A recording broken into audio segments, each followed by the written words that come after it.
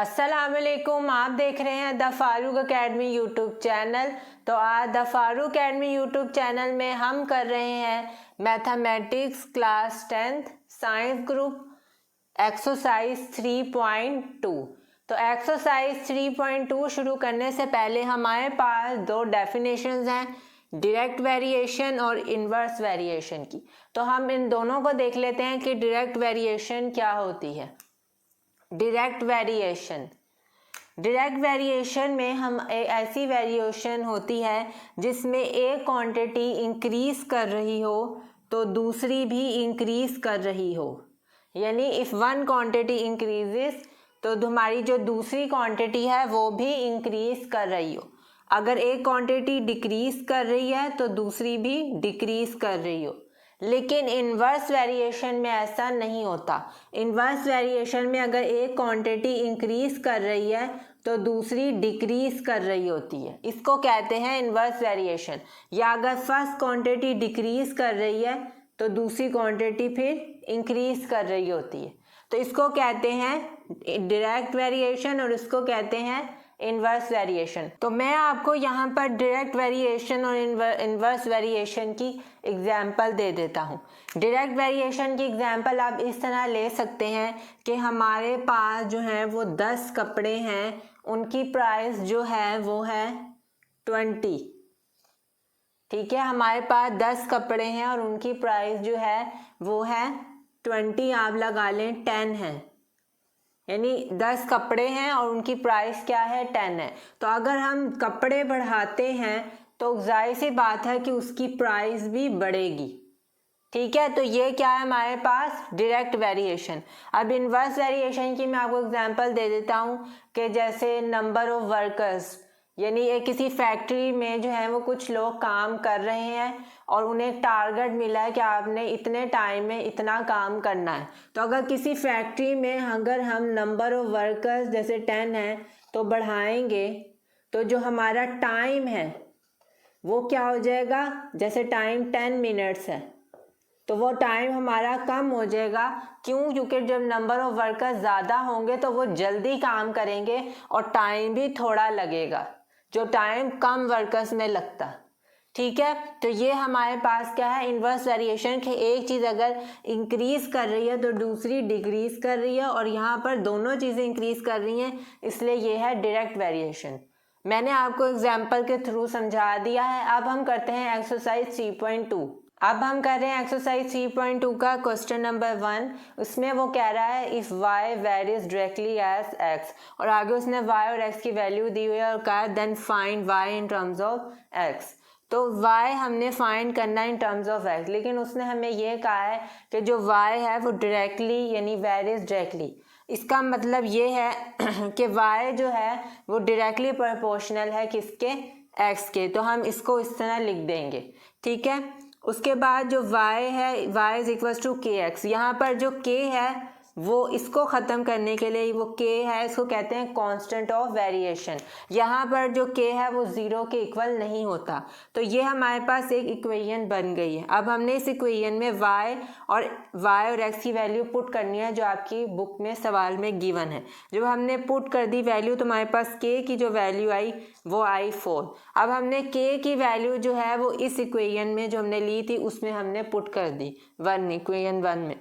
तो जब हमने पुट की तो हमारे पास 4x आएगा। अब आपने इधर y की वैल्यू क्यों नहीं पुट की और x की वैल्यू क्यों नहीं पुट की?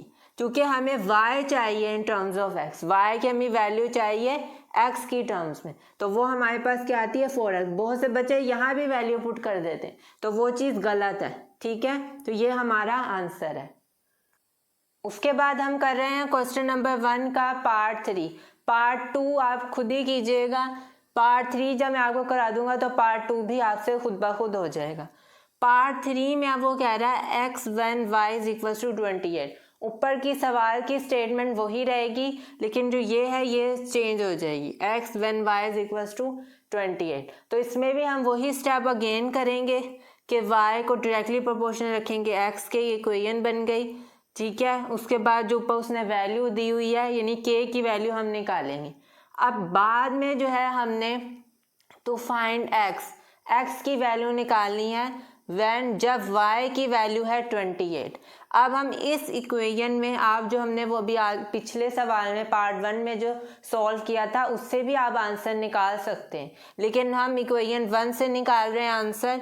तो y is equals to kx, तो y की वैल्यू अब हमने 28 पुट करनी है क्योंकि हमने निकालनी है x की वैल्यू जब y जो है वो 28 है। यहाँ पर जो x की वैल्यू थी वो तो k की वैल्यू निकालने के लिए थी, तो अब हम इसको उसमें पुट करेंगे। y 28 और k की वैल्यू हमने निकाल लिया 4। तो जब हमने पुट की तो y की हमने 28 पुट की और k की हमने 4 पुट की इक्वेशन 1 में।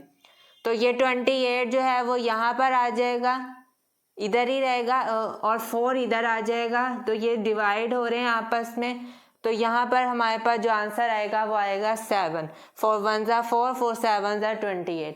तो जो x की वैल्यू हमारे पास आएगी वो आएगी 7। उसके बाद है हमारे पास क्वेश्चन नंबर 2। ये भी सेम क्वेश्चन नंबर 1 की तरह है, इसमें भी, लेकिन इसमें वैल्यू जो है वो सेम है। हमने y जो है वो डायरेक्टली प्रोपोर्शनल है x के, तो यहाँ पर हमने kx यानी कांस्टेंट वेरिएशन, तो ये हमारे पास इक्वेशन बन गई। यहाँ पर हमने वैल्यूज पुट कर दी। अब यहाँ पर देखें, यहाँ पर 3 जो है यहाँ मल्टीप्लाई हो रहा है, यहाँ पे आके डिवाइड हो जाएगा, तो ये मजीद नहीं कट रहे, तो k की वैल्यू हमारे पास आई 7/3। तो ये हमने यहाँ पर जो है वो पुट कर दी है इक्वेशन 1 में। यहाँ पर हमने y और x की वैल्यू इसलिए नहीं पुट की क्योंकि हमें y चाहिए x in terms of x, ठीक है। तो यहाँ पर हमने इसको पुट कर दिया। ये सेम क्वेश्चन नंबर 1 के पार्ट 1 की तरह है। आगे हमारे पास क्वेश्चन नंबर 2 का पार्ट 2। तो इसमें उसने कहा है x when y is equals to 35, y when x is equals to 18। तो वो वाला मेथड सेम इसी तरह रहेगा k वाली वैल्यू का, लेकिन अब हमने क्या फाइंड करना है, x जब हमारे पास y जो है वो 35 है।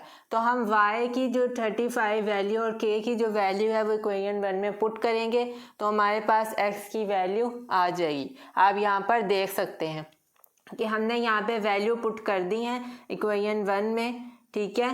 तो हमने यहाँ पर ये देखें, ये इधर 3 यहाँ पे डिवाइड हो रहा था, यहाँ के मल्टीप्लाई हो गया। उसके बाद ये 7 यहाँ पे से मल्टीप्लाई हो रहा था, ये भी आके डिवाइड होगी, तो यहाँ पर हमारे पास आ गया 15। इसी तरह हमने उसने कहा है y when x is equals to 18। अब हमने y निकालना है जब x जो है वो 18 है और k की वैल्यू वही रहेगी। अब हमने y की वैल्यू निकाली है और 7/3 k की वैल्यू पुट की और x की वैल्यू हमारे पास क्या है 18।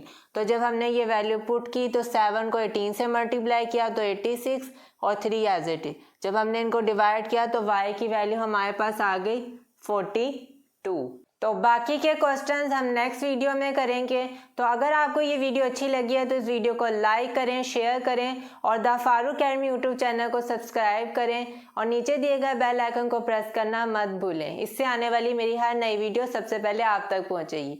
और अगर इस वीडियो में आपको कुछ समझ नहीं आया, कोई भी क्वेश्चन या कोई भी पॉइंट आपको क्लियर नहीं है, तो आप कमेंट्स बॉक्स में मुझे ज़रूर बताएं। अल्लाह हाफिज़।